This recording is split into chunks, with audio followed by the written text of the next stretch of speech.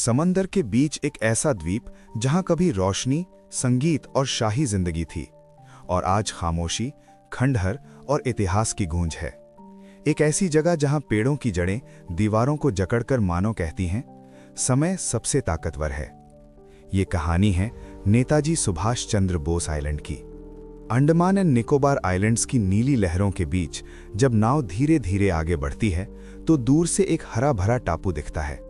पास जाते ही दिखते हैं टूटे चर्च, पुरानी इमारतें और पेड़ों से ढकी दीवारें।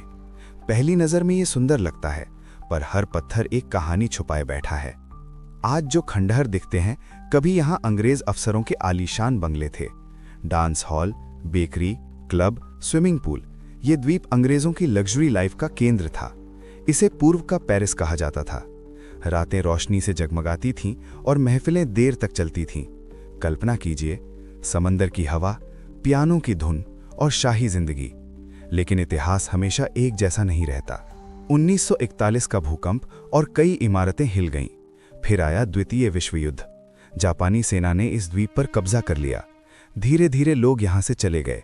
रोशनी बुझ गई, संगीत रुक गया और बच गई सिर्फ खामोशी।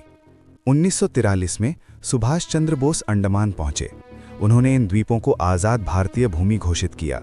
सालों बाद 2018 में इस द्वीप का नाम उनके सम्मान में बदल दिया गया। ये सिर्फ नाम नहीं, बल्कि इतिहास को सलाम था। आज यहाँ इंसान नहीं बसते, पर जीवन खत्म नहीं हुआ। हिरण खुले घूमते हैं, मोर नाचते हैं और पेड़ों की जड़ें इमारतों को थामे खड़ी हैं। ऐसा लगता है जैसे प्रकृति ने कहा हो, अब ये जगह मेरी है। जहाँ कभी हंसी थी, आज सन्नाटा है। जहाँ कभी सत्ता थी, आज यादें हैं। ये द्वीप हमें सिखाता है, शान और ताकत अस्थायी हैं, पर समय स्थायी है। इंसान बनाता है, प्रकृति संभालती है और इतिहास याद रखता है। कुछ जगहें घूमने के लिए नहीं, महसूस करने के लिए होती हैं। जब हवा इन खंडहरों से गुजरती है तो लगता है इतिहास फुसफुसा रहा हो। नेताजी सुभाष चंद्र बोस आइलैंड सिर्फ एक द्वीप नहीं, ये बीते समय की गूंज है और याद दिलाता है, जो आज है वो कल कहानी होगा।